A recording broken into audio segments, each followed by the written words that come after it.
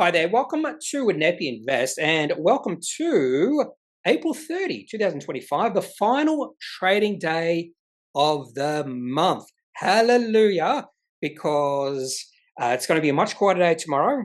And typically by this time on the last trading day of January, April, July, and October, I'm usually over it. I'm usually over looking at all these Appendix 4Cs and 5Bs that are released at the last minute by companies. And you can just see that, a lot of these companies release these reports to the last minute by just having a look at the amount of price-sensitive announcements that have been released so far today.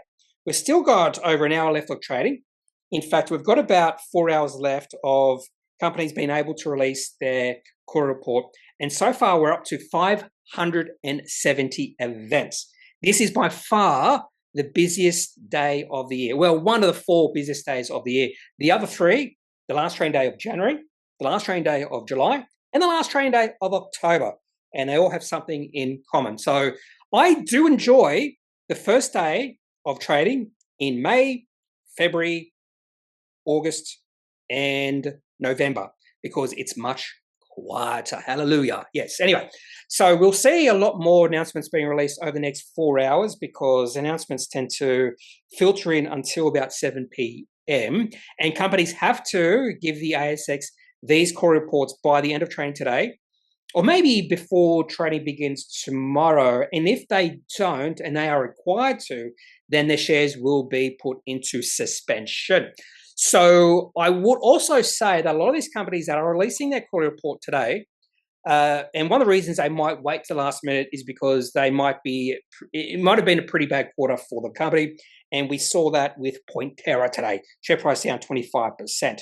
However, in saying that, a few interesting Appendix 4Cs, including one from a company, it's fairly small, not a lot of receipts, but they're still operating cash flow positive, which means that company is running a fairly clean, lean machine. Yes, I meant to say those 3 words together.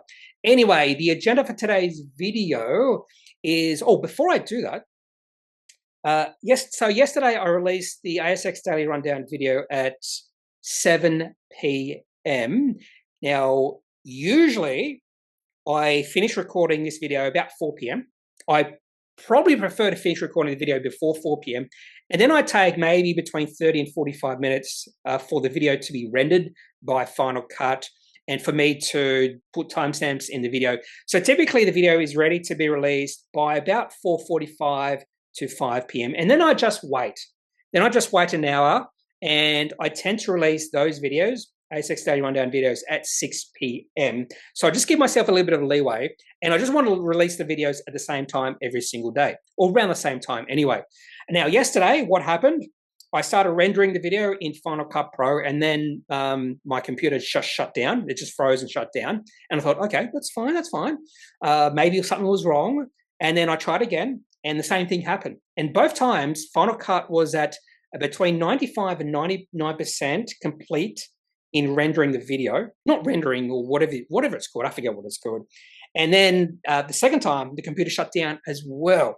Now, typically when I'm doing that on Final Cut Pro, because it does take a little bit of time, I am doing other stuff. I'm, going through announcements. I'm watching YouTube videos, not always investment. I'm looking at interesting websites, going through my Supercoach teams, that sort of thing. And I think that did have a bit of a strain on my computer. Now, my computer is fairly old. We're talking about 7-8 years old, and I just decided last night to buy a new one. Just bought a new iMac last night, and it should be arriving tomorrow. So today I'll say tomorrow will be the last day I'm using this particular machine, and it's going to be much more powerful because I went top of the line. Anyway, so that was one of the reasons why, and in fact, the only reason why the ASX Daily Rundown video was released at 7 p.m., a bit late yesterday. And probably for the first time I've mentioned, I tried to release these videos at about 6 p.m. Okay, and that's true also during daylight saving, I think. Or might be 6 p.m. my time, 7 p.m. Those with daylight saving. Okay, now onto the agenda for today's video. And by the way, the computer I bought was blue, favorite color. The one I bought many, many years ago just had one color, and I have a feeling it's going to be much lighter as well. Okay, on to the agenda for today's video. We'll go through the ASX today, looking at the best and worst performing sectors, indices, and also companies. We'll probably also have a look at some interesting macroeconomic news, because there has been a few interesting news, or whatever you want to call it, being released today. Like inflation, CPI has been released in Australia. And after I've gone through the ASX today, we'll have a look at the top 5 stocks of the day. And before that, we'll have a look at some of the honourable mentions. I have come up with the top 5, a lot of toing and froing, if that is a word, toing and froing, yeah, between many companies. So I did leave quite a few companies out of the top 5. So I would say a few of you are going to be upset.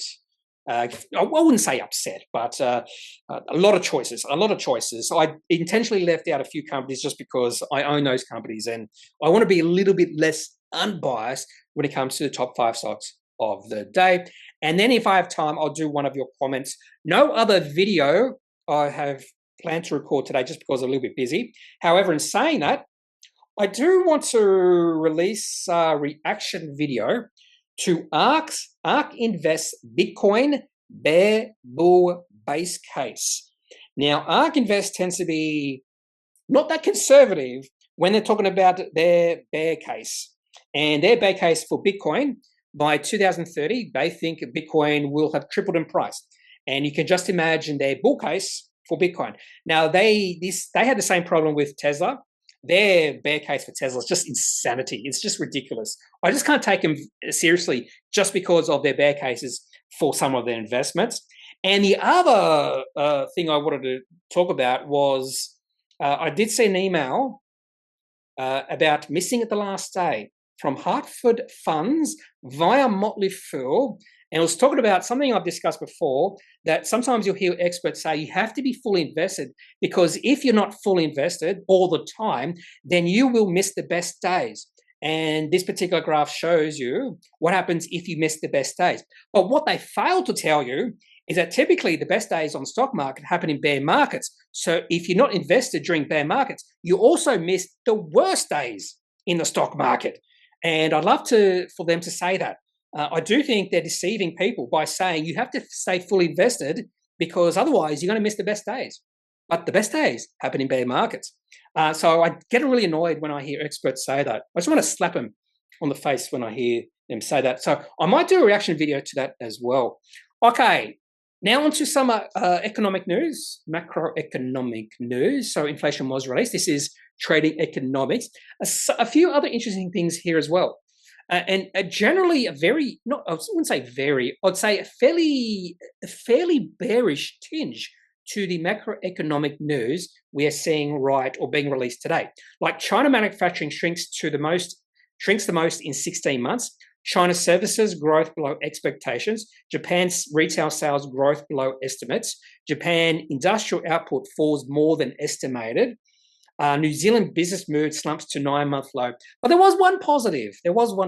Here, and that was South Korea industrial production surges past expectations. So one little bit of positiveness there, but the rest of the news from Japan and China and even New Zealand a little bit negative. And Australia did release their CPI numbers a little bit higher than expected as well. I wonder if they mentioned, actually do mention it here. So 2.5% above market expectations of 2.3%. And I think for the quarter, it was 0.7 or 0.9. What was it for the quarter? On a quarterly basis, 0.9 above the expected 0.8. Yeah, so a little bit higher than expected. So hasn't really affected our stock market. I thought maybe we might have seen a little bit of selling, but yeah, it hasn't really done that at all today. Okay, so let's have a look at the ASX today. And overall, I think we can say an okay day. No complaints from me. Resources down a little bit, small caps down a little bit. Tech up 0.85%. Not sure still what's happening there. We're seeing a little bit of weakness again in the American futures, but we saw a bit of weakness in the American futures yesterday, but their markets were up overnight. So just because the futures are down doesn't necessarily mean the stock market will go down. It could do the complete opposite. So NASDAQ currently down 0.63 and Dow Jones down 0.22. New Zealand stock market down 1%. their market's looking much weaker than ours. In fact, it's going in the complete opposite direction, which is interesting in itself. So there's a lot of bullishness right now in the Aussie markets. And that's sort of similar to what we're seeing on the DAX. Fair bit of bullishness there. And even actually that's the FTSE. And even the DAX. Yeah, DAX looks pretty good. FTSE looks pretty good. The TSX looks pretty good as well. So Toronto, Germany, UK and Australia, they all look fairly bullish. For some reason, New Zealand doesn't. And even the American indices look pretty crappy.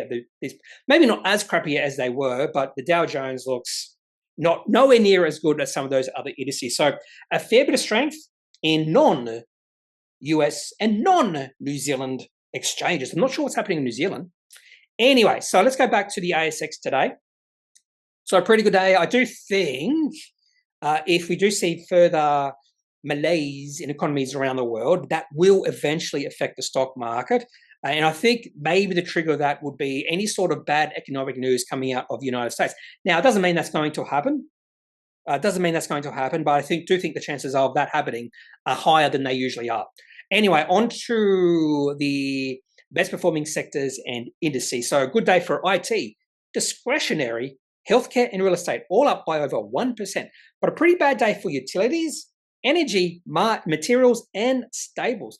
So a fairly bifurcated market, not as bad as sometimes, but looks like there is still a move out of defensive into some more riskier assets, IT, although small caps is down. Utilities down, energy down. I'm pretty sure energy had a pretty good bounce. Wait there.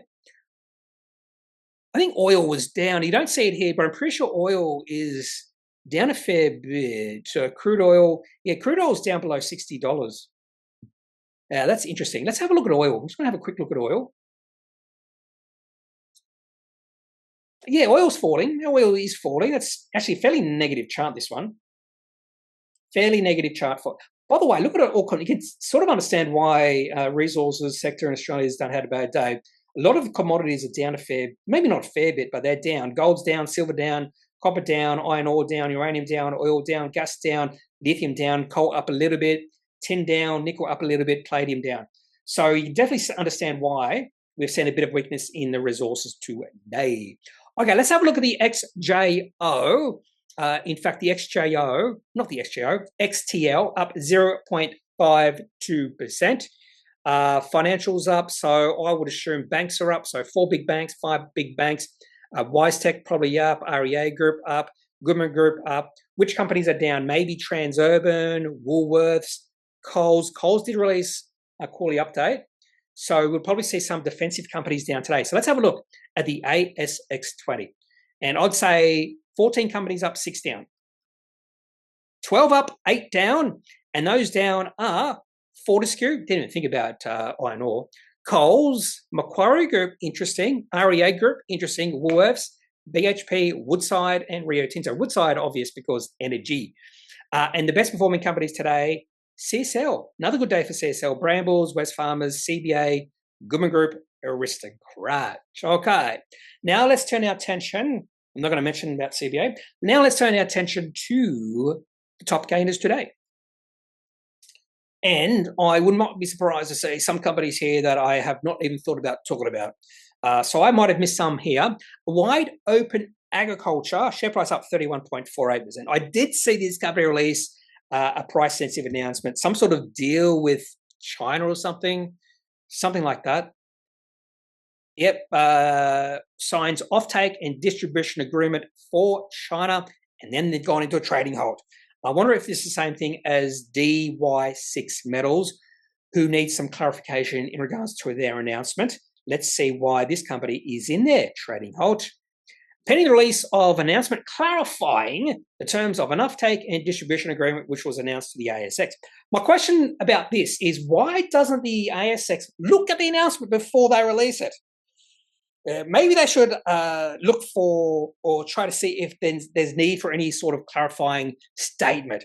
So I don't have a problem with whatever company this is called again, Wide Open Agriculture. I don't have a problem with DY6 Metals or what it was called. I have a problem with ASX. They should be having a look at this before they release it. So good day for Wide Open Agriculture, but they need to provide more clarification in regards to this particular offtake and distribution agreement for China. Seems like with offtake, that's like a mining, but this is agriculture. Wonder what they're doing. Actually, do not have a look at this. Do not have a look. I don't really care about this company at all.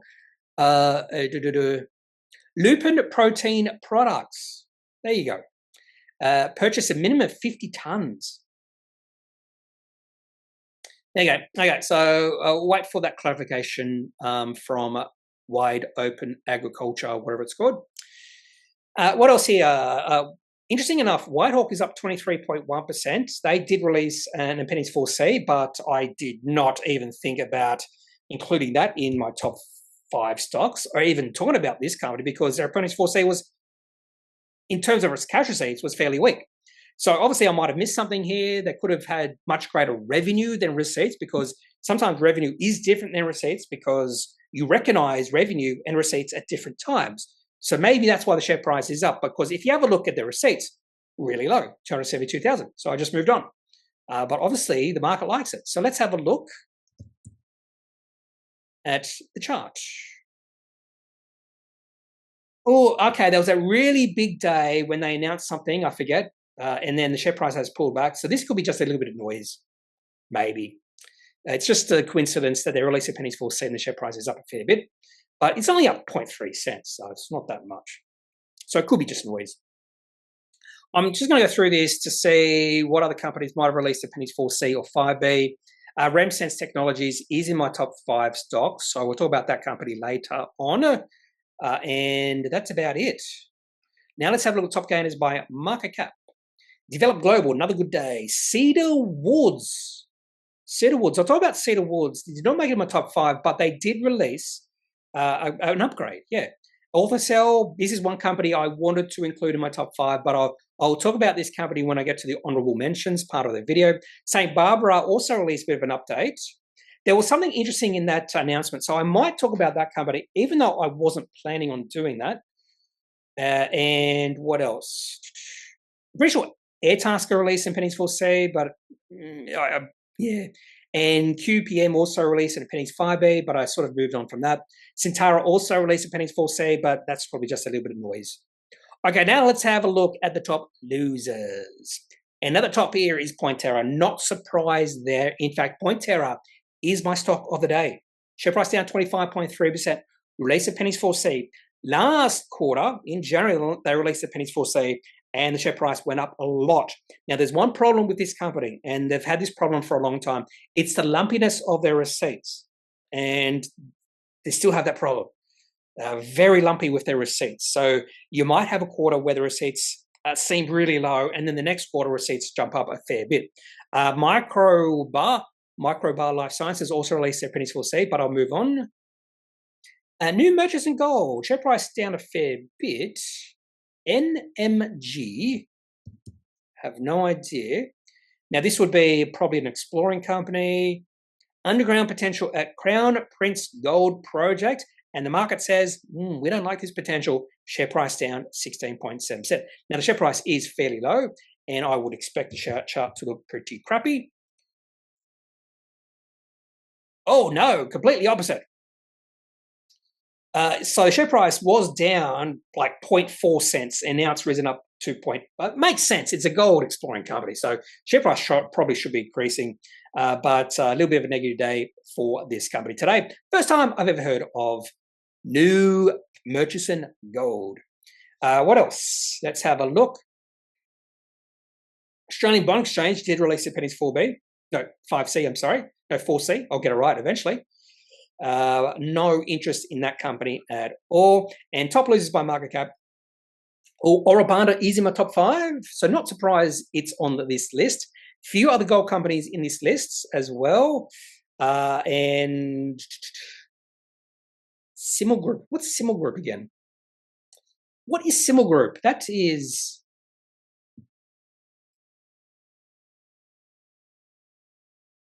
Oh, that's a recent listing. Okay. Appen. Oh, Appen's in my top 5 as well. Intelligent Monitoring Group also released Appendix 4C last night. Not good. And that's about it. All Genex Centres released theirs. Brisbane Broncos is down 11.22% because that team sucks. Wink, wink. I'm just saying that because, you know, I live in Brisbane and I'm definitely not a Brisbane Broncos fan. Okay. Now before we get to the top 5 stocks of the day, let's just talk about some of the honorable mentions. And there's quite a few. So let's start off with, who shall we start off with? Let's start off with SPM, St. Barbara Limited. Share price up almost 10%. There was something interesting in their core report. Now, I went through this fairly quickly, but typically when I'm going through one of these announcements fairly quickly, I'm looking for just something. And of course, I won't be able to find this quickly, but they just had some sort of, if I could find it, I won't be able to find it. You can tell me I can tell you I won't be able to find it. But they're just talking about there's going to be an increase in production. Yeah, a pretty nice increase in production. I'm pretty sure it was fairly close to yeah, actually, it was straight away. I can see why I noticed it, because it was like the first bullet point here. Annual gold production increasing to 90,000 ounces per annum in financial year 27, then exceeding 200,000 ounces per annum from financial year 28. I do like that sort of thing, and maybe that's why the share price is up. All-in sustaining costs look fairly low as well, between $1,200 and $1,300 US dollars per ounce. That does seem fairly low. So this and the mine plan, life of mine, 13 years of production. So there was actually quite a few things in that start of this announcement that did actually draw me in. So not completely surprised the share price is up. Now, the problem with St. Barbara is they've had a torrid history on the ASX. Share price all over the place. We're not seeing the share price really run up with gold. And yeah, if the share price gets to 20 cents, that could be a nice buying, because there is a bit of support around that level. And currently it's 29.5 cents. But anyway, I was drawn in by St. Barbara's quarterly report. Next one we're going to have a look at is Pureprofile. I do think there's a few people watching this video that might like this company, Pureprofile. I'm not the biggest fan, but they did release a fairly bullish announcement today. So strong performance drives revenue and EBITDA growth. And I thought this was, yeah, they weren't lying. So record third quarter revenue, 12.7 million, up 16% on previous corresponding period. Year-to-date revenue, 41.9, up 20%. Rest of world, 24% lift in revenue. ANZ, 10% up. EBITDA growth, 16% up. Year-to-date EBITDA at $3.9 million, up 35%. So a pretty nice quarter, and so far pretty nice year for Pureprofile. And you can just see the revenue growth for Australia and New Zealand and rest of world revenue growth. It's really nice. That's over the last 4 years. So third quarter of the last 4 years. So pretty nice quarter for Pureprofile. I don't remember looking at this chart for a while. So either looks negative or, oh, look at that. It was looking negative for a while, and share price has taken off. So there we go. So nice. The only thing I'd like to see is some high volume coming in. So it was looking a little bit negative. Now it's gone off again. So that's Pureprofile. Next company I want to look at is Acrow. Acrow released a downgrade. Share price is up. So Acrow completes 2 industrial access deals, updates guidance. I saw this and went, oh, the share price will be hit. So financial year 25 guidance update. Here we go. Delays in the commencement of secure contracts persist nationwide, driven by ongoing global and domestic economic uncertainty. And here is their guidance. So a little bit down from the previous guidance. Not a big down, not a big movement, but it's still down. And typically when a company releases this sort of downgrade, the share price typically goes down. But probably what's happened is the market expected this. The market obviously expected it because the share price is not down, it's up. In fact, maybe the market expected worse, and that's why the share price hasn't decreased. The low was $1, so there was a little bit of selling, but not a lot. So interesting day for Acrow. And the chart for this one, if I remember correctly, going sideways or maybe in a slight upward trend. No, going sideways. So you can see last time I probably looked at this company was back in January when there was a bit of an uptrend, and that's probably why I haven't looked at it since, because nothing much to see here for that company. So that's Acrow. Coles did release a bit of an update. So revenue up 3% or something from the prior corresponding period. So here it is. So looking at third quarter this year to third quarter last year, remember inflation was just below 2%, and this company's revenue was up 3.4%. So just a little bit above inflation. So in terms of real growth, well, not real growth, but yeah, real growth, not much growth for Coles. So not surprised to see the share price down for this company. And you're not going to see much growth from these companies, Coles and Woolworths. You'll see a little bit of growth, but not something that really justifies the valuation of these companies. So Coles has a PE ratio of 25.91.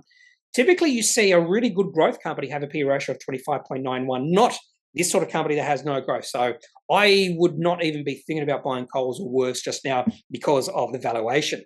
Sure, they're defensive, but yeah, not for me. Not for me. I can find better stuff out there that has more potential for significant growth. More significant than Coles anyway. Now on to a few Appendix 4Cs. Actually, no, before we get to Appendix 4C, we'll go to Cedar Woods.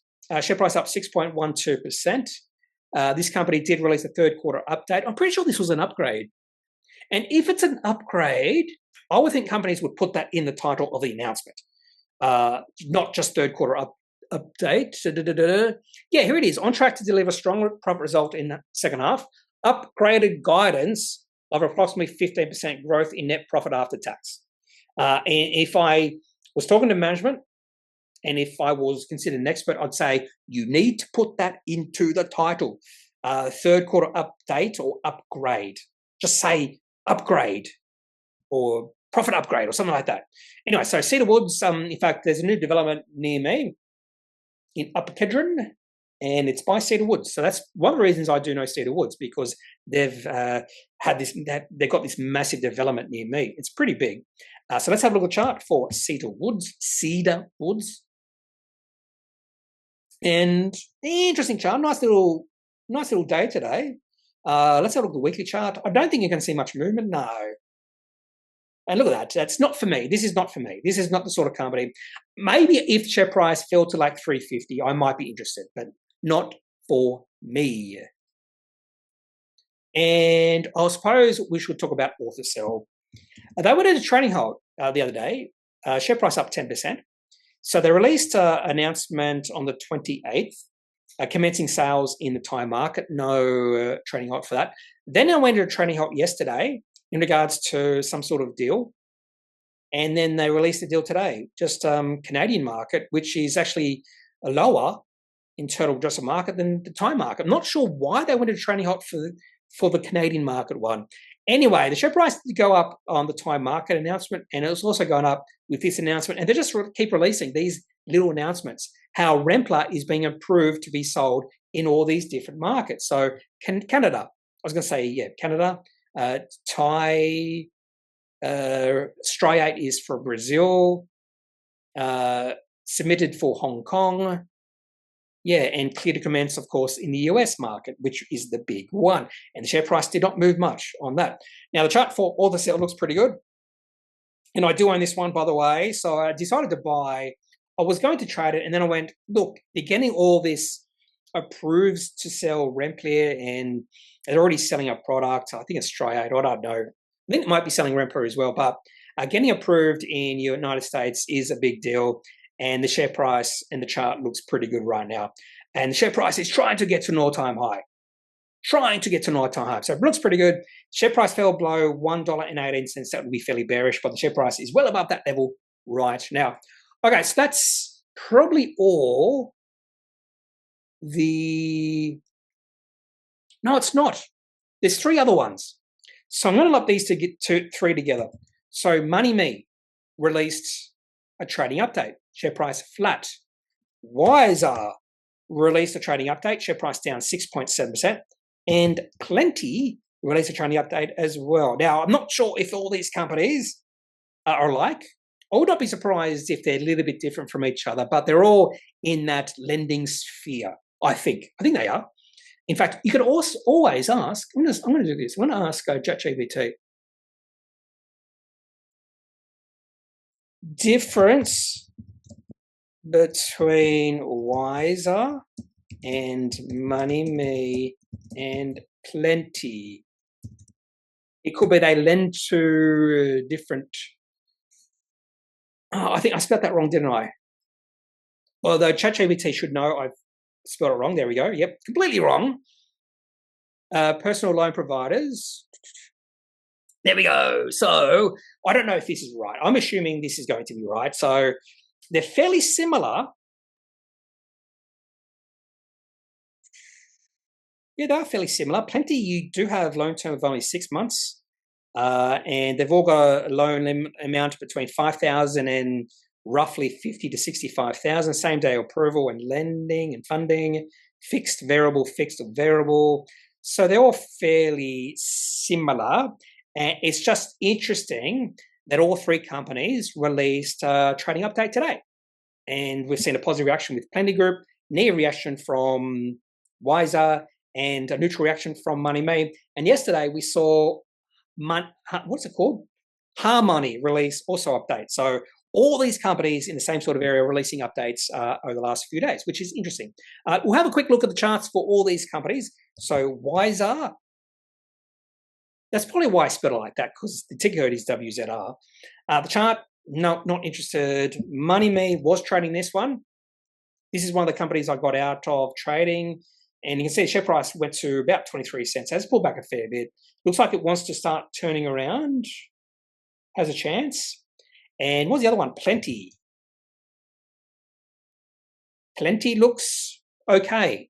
Oh, there was a massive deal with NAB, I believe, back in November 2023. That's why the share price went bananas. And the share price has been slowly grinding up since then. Okay, so that's those three companies just gone away. And now onto a few Appendix 4Cs that did not make it into top 5. The first one is Weebit Nano. Weebit Nano, unlike BrainChip, which has not seen an increase in receipts, Weebit Nano is starting to see an increase in receipts up to 2.677 million. And you can see the year-to-date is only 3.16 million. So a nice jump up in receipts for Weebit Nano. Now, sometimes when you see a big jump like that, you just have to confirm that it's not just a one-off. So they did mention here, received 2.7 million in payments from customers. Yeah, so I'm assuming that means they're actually selling something. So things are moving in the right direction for Weebit Nano maybe, but still the market cap of this company is bananas, a little bit high for me. And the chart is a little bit bonkers as well. So that's Weebit Nano. Not much interest in that one just yet. Star Entertainment Group released their Appendix 4C. They are now required to. Share price up a little bit. Now, there's no surprises in this. I think I'm looking for a positive surprise for Star Entertainment Group, but we're not really seeing it just yet. Still burning through cash. So I didn't expect it for this quarter. Maybe things will improve the next few quarters, but at this point in time, I'm staying away from Star Entertainment Group because there's a lot of possible futures for this company, ranging from going bankrupt to being significantly undervalued, and I just don't know where this company sits within that range. And finally, Mesoblast. Now, one of the things I was looking for here was any sort of mention of customers or how many clients they're getting or how many. Yeah, whatever. You know what I mean. So they are selling, what's it called? RemSense. And they do mention here, so it became commercially viable with federal Medicaid coverage. And to date, 15 infusion kits have been purchased for patients to start or continue their treatment course. So infusion kits are purchased, distributed by Concora to enable the efficient and secure delivery of cryopreserved product. Now, that's not important. So they do sell these infusion kits for a fair bit of money. I think over a year, it's over $1 million per patient. It could be like $1.5 million per patient, if I remember correctly. So The Mesoblast has the potential to get a lot of money from this. So I do want to wait. I just want to see how much money they are making. So there is potential because to treat one patient, it's over $1 million per year. So there's a lot of money in this for Mesoblast. So by the way, no receipts, or not much receipts yet. So we might see a massive jump up in receipts over the next few quarters. And in fact, there is a chance they could become operating cash flow positive soon. So that's Mesoblast. And I did buy some shares in this company, just a few shares. And I just want to see what happens. So the question becomes, when will I add up? When will I add to my position? There's also a question, when will I sell that position? But at this point in time, probably more likely to add to my position than anything else, just because of that potential for Mesoblast. I probably should also mention, I bought some Kaiser Reef shares. On close yesterday, I bought some Kaiser Reef shares on close yesterday. I did not buy because of Kaiser Reef's Appendix 5B. Did not buy because of that. Nothing much to see there yet. It was because of Catalyst, Appendix 4C, no 5B I mean. Share price down 9.58%. And they did mention the Henty 6,000 gold produced at an all-in sustaining cost of 3,283. And then I did a little bit of maths and went, oh, it's actually going to be producing some nice cash flow for Kaiser Reef. And then funny enough, there was an email from Next Investors about this also. And with gold prices continuing to rise, this acquisition of Henty could be really, really nice cash producer for Kaiser Reef. So I bought my initial holding. So a small initial holding, and then I can add to that initial holding if I see further evidence that things are moving in the right direction for that small gold producing company. They are a gold producing company at this point in time, even before that acquisition. Okay, now on to the top 5 stocks of the day. And we're going to start off with PeopleIn. Share price down 6.33% because their business is affected by weather. And I'm pretty sure they're like a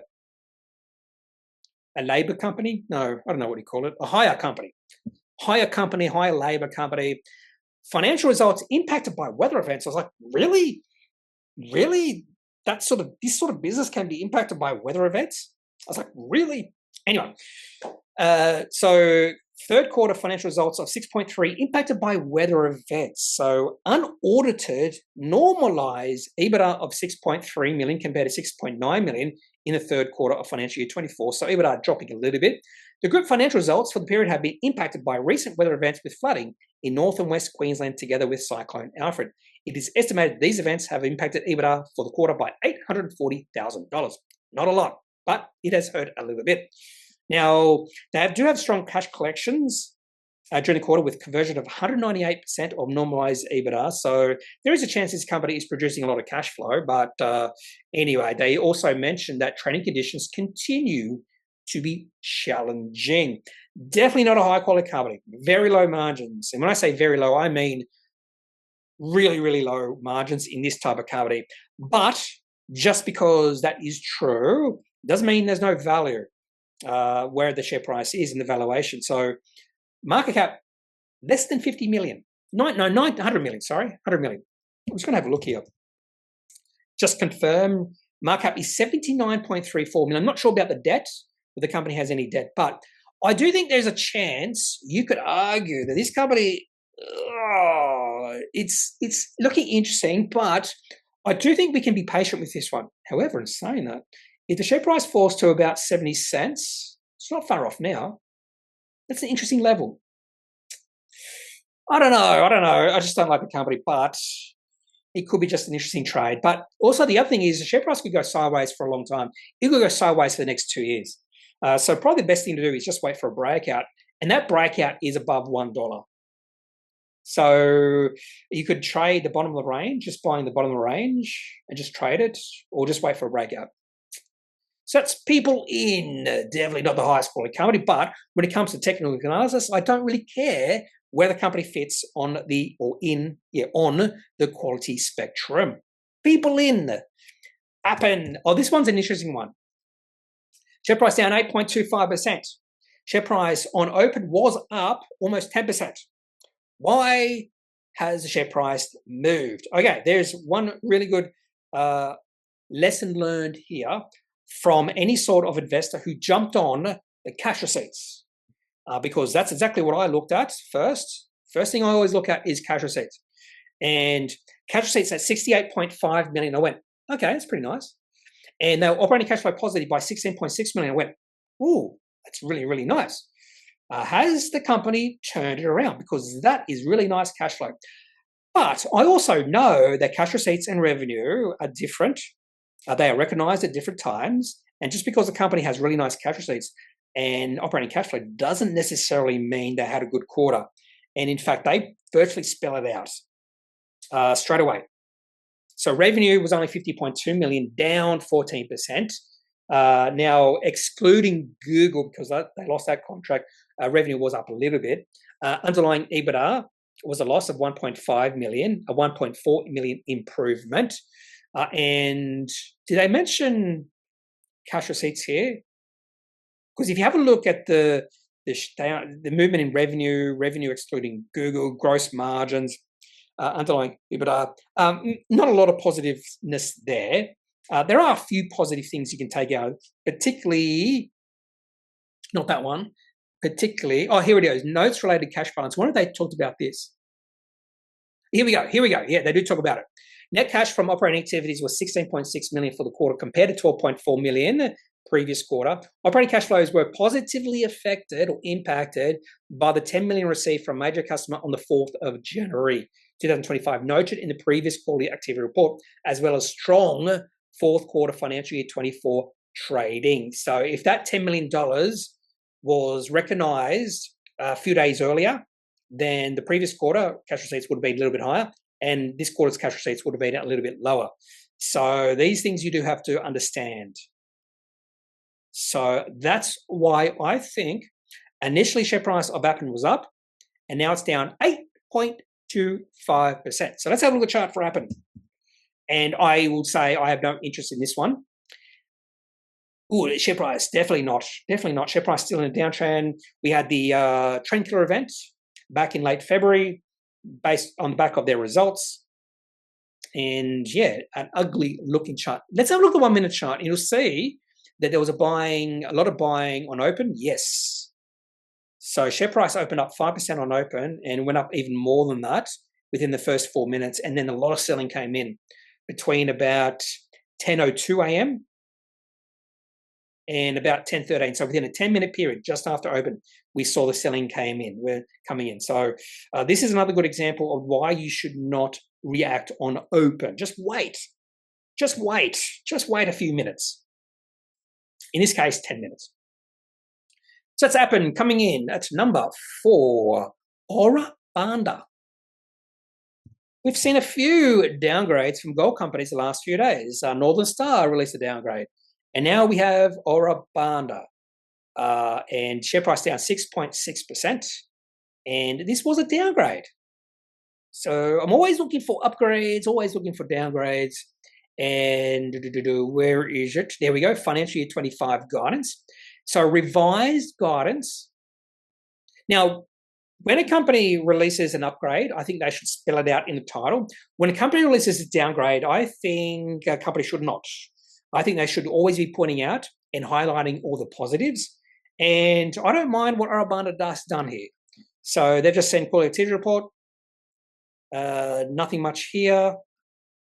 And then they've got the guidance here. The downgrade is down a little bit. So anyway, so revised production guidance expected to be between 100 and 105,000 ounces, previously between 100,000 and 110,000 ounces. So you might be saying that's not a downgrade. It's still in the previous range, but it is a downgrade because if you're doing anything with your spreadsheet, if you have some sort of model, like a computer model, originally you're putting 100,000 and 110,000 ounces. Now you're putting 100 and 105,000 ounces. So the end result, the end number will be a little bit lower.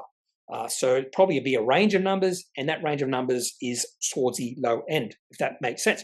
And the other thing is the all-in sustaining costs have increased. So it's sort of like a double hit. So less production and higher costs. So guidance, ASIC guidance increased to between 2,350 and 2,500 ounces, which is a fairly big increase from the previous expectations, which was around about 2,000 ounces. So that's going to significantly affect that sort of model that these analysts would use. Anticipated strong performance in the June quarter as Sand King ramps up. So there you go. Upgrades in plant to increase plant throughput to 1.4 million tonnes per annum in financial year 26 requires further downtime in June quarter, with significant stockpiles forecast to be built by end of quarter. So still fairly bullish when it comes to Oro Banda, but share price has pulled back a little bit today. Maybe this is an opportunity. This could be an opportunity. Buy some Oro Banda shares. Share price has fallen below $1. And $1 is an important level. Okay, so that's coming in at number 3 with Oro Banda. Coming in number 2, we have RemSense. I'm pretty sure I've talked about this company before. Share price up 19.23% on the back of their cash flow report. So this was one of the ones I was looking forward to the most, just to see how the cash receipts are going and if they remain operating cash flow positive. So cash receipts up to 1.4 million. And operating cash flow positive, 420,000. I like that. I like that a company can be operating cash flow positive on such a small amount of receipts. It shows a company is operating a really lean machine. Sort of reminds me of Pointerra about 5 years ago. Anyway, that's a different story. Anyway, so nice increase in receipts. And what I think they should do is, instead of ramping up their spending, they should maintain a control on the spending, continue to ramp up their receipts if they can, which is another question. And then as they continue to be operating cash flow positive, they should just build the company from cash flow. So self-sustaining. That's the reason I do like companies being operating cash flow and free cash flow positive, because they become self-sustaining.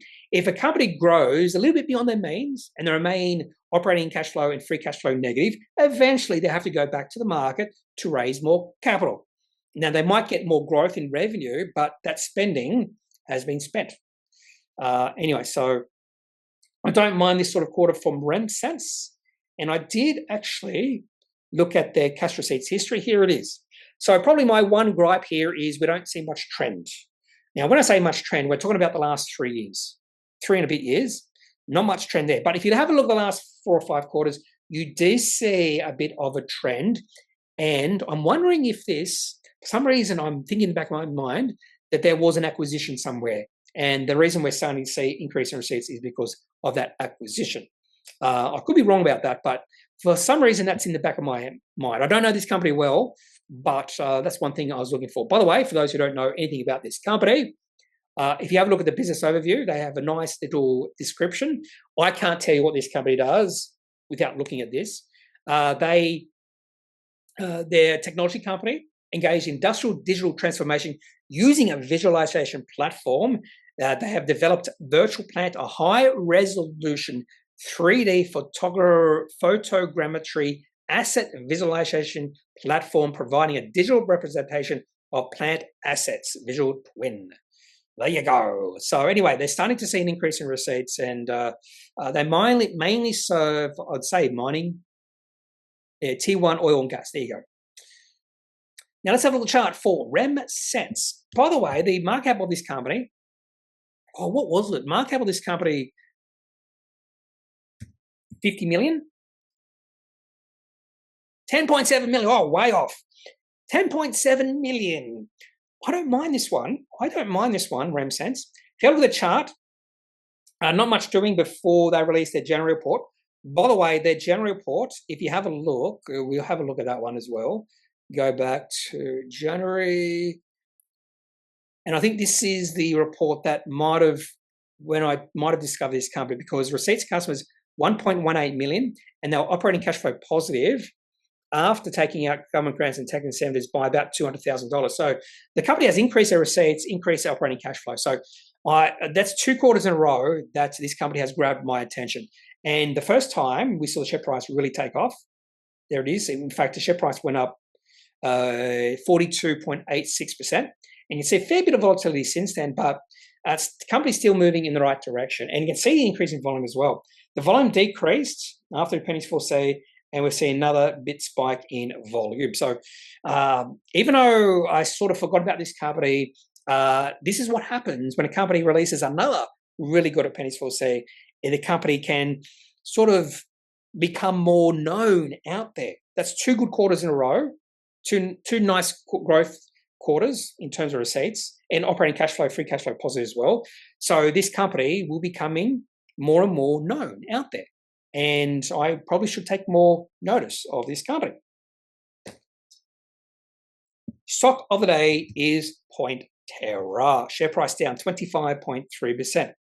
Now, we saw the share price rally on the last Appendix 4C, and I was thinking to myself, because I do own a few shares in this company, I was thinking, is this the inflection point? And should I buy some more shares? And I went, no, let's just wait, because this company has had a history of really disappointing quarterlies in terms of cash receipts. And this is no difference. So I had no expectations when it came to this Appendix 4C. And a lot of times I do have expectations. This one, no, I had none. This is not like, although I did not do the spreadsheet for this one.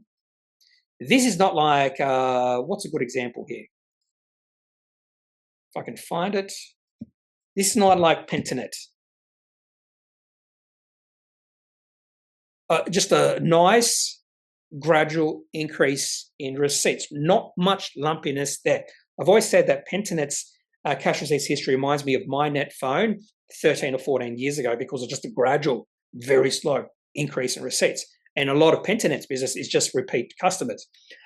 Pointerra has a problem, is they have a lot of lumpiness. And last quarter, if you remember last quarter, it was also probably the stock of the day.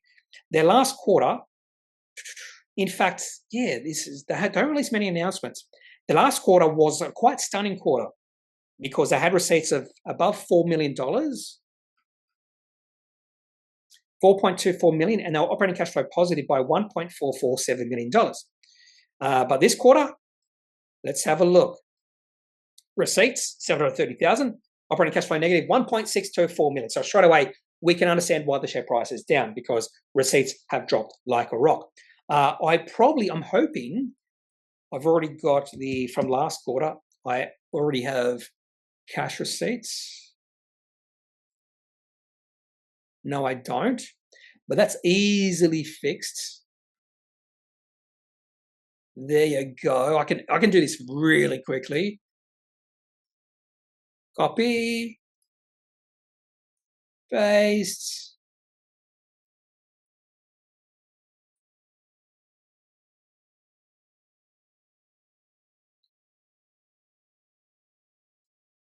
And we'll just insert.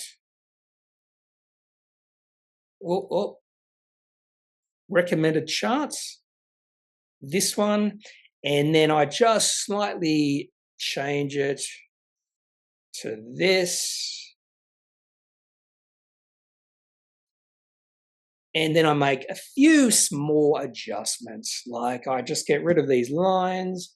I make the widths a little bit bigger, or the gap widths a little bit smaller. And then I increase the fonts to about 14. I bold it. There we go. And I change this to 3DP. And then I make it really big. We'll go to 54.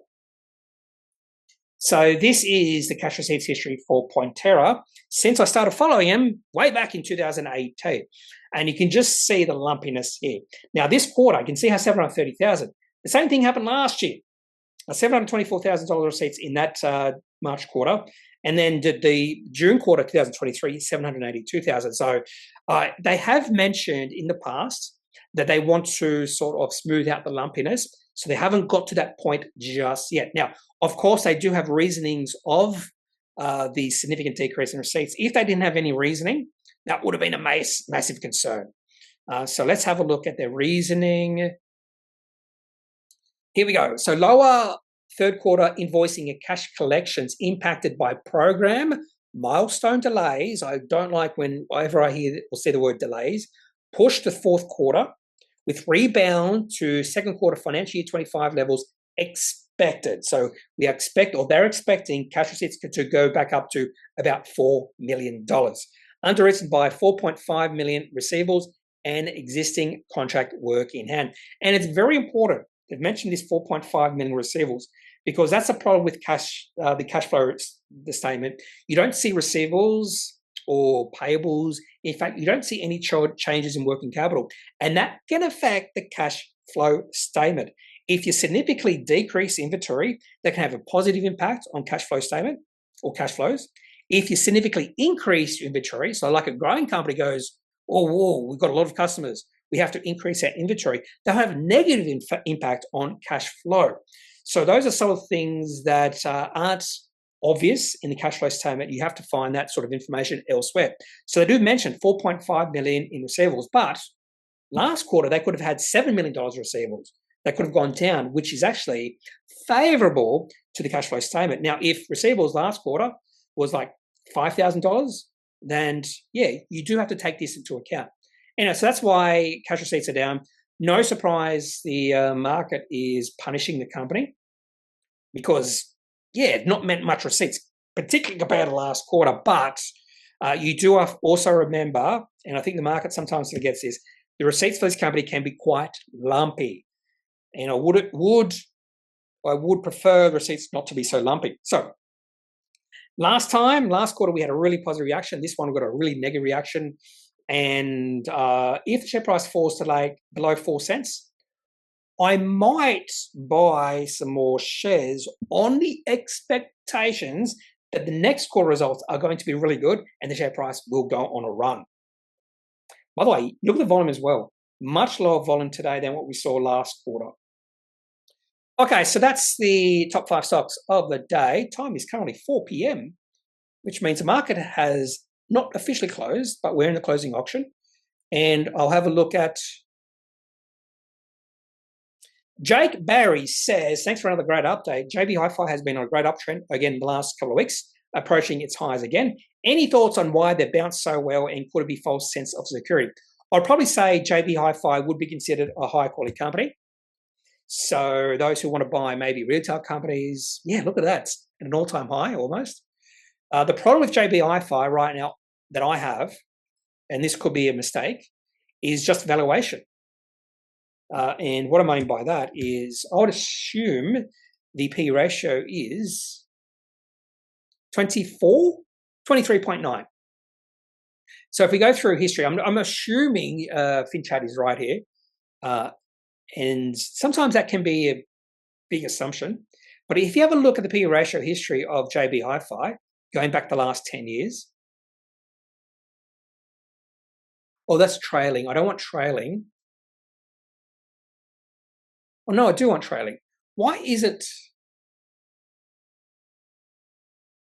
It's not, it should be not like this. It should be moving up and down every single day because the P ratio changes every single day. But anyway, the point of this is you have a look at this. P ratio is like 25. Over the last 10 years, typically the P ratio of this company is between 10 and 15. So there is a lot of, you know why I can't look at it? Is because for some reason I have not logged in.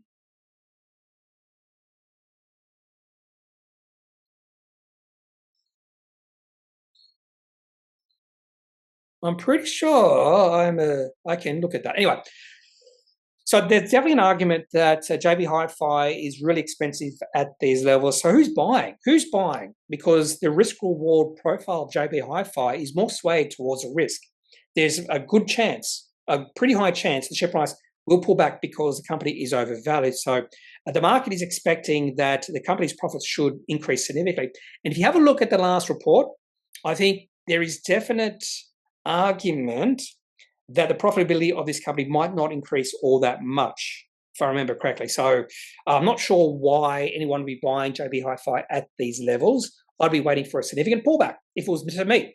Now, my big mistake with JB Hi-Fi is I've held this in the past, and twice I bought it at when the P ratio was really low. So last time I bought JB Hi-Fi was when the P ratio was like 8. And at that point, I'd be like, why is anyone selling JB Hi-Fi when the P ratio is 8? And so my problem was I sold it when I thought it was going too expensive. But again, the market can remain irrational for a long period of time.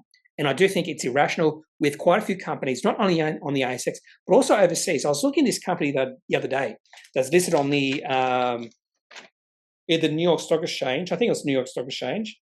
And I just did not understand how this company had a P ratio of 40. What company was it? It would have been, they would have released results last week. RTX Corporation. So let's have a look at RTX Corporation, and we can see if for some reason it's New York Stock Exchange. If I can't see you 10 years of history, then something's wrong. Yeah, I can. So it looks, it looks like they've changed things around.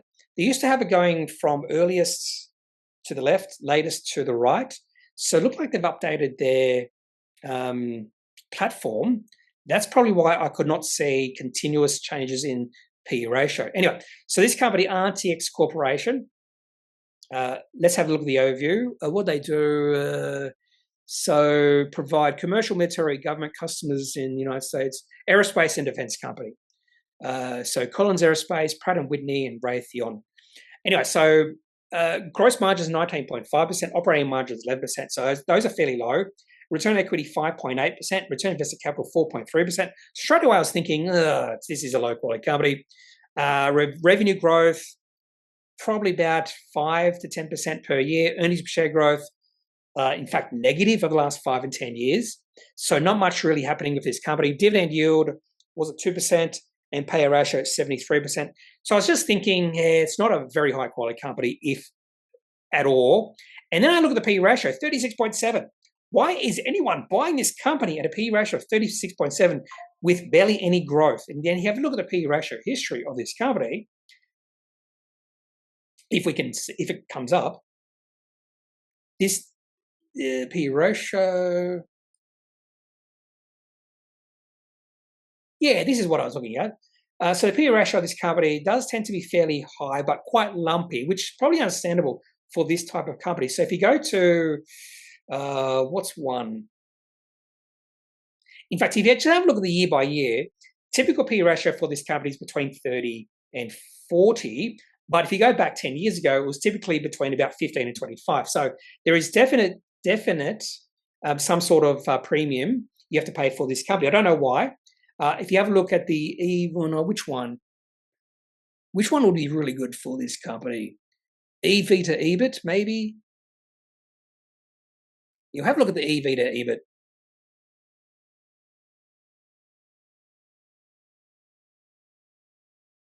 Yeah, EV to EBIT has been growing through time, which means this company has gone through 10 years of multiple expansion where the market is more and more willing to pay premium for this company. But when you go back to the overview of this company, there is no way I'd pay that sort of PE for this type of company with very little growth, minuscule growth, low quality metrics like margins are fairly low, return on equity, return on invested capital fairly low as well, and even the growth in revenue, earnings per share are disappointing. Dividend per share growth is flat over the last, in fact, it's gone backwards over the last 5 years, flat over the last 10 years. So not much to like about this company, but the P ratio is 36.7. Why? Big thing I was thinking to myself is, why are people buying this company? Maybe because they think we're going to war. The world's going to war, defense company, or maybe they're bullish on aerospace. Don't know. Anyway, that's all I have for this video. Talked a little bit longer than I was going to on this company and JB Hi-Fi. For me personally, JB Hi-Fi chart looks pretty good. If I was a shareholder, I'd still be holding shares. This is definitely a company I'd probably prefer to own for the long term. So that's one mistake I've made with JB Hi-Fi is I've sold just because I thought it was expensive. And what I should have done was sold half. I should have just sold half. And that way, if you are wrong, share price keeps going up. You've taken advantage of share price going up. Anyway, so that's all I've got for today's video. If you have got any questions, any thoughts, leave those in the comment section of this video. Otherwise, I'm not a financial advisor. If you need financial advice, make sure you seek out someone who is qualified and can speak to your own financial needs. That's it for this video. Have a good day. Bye.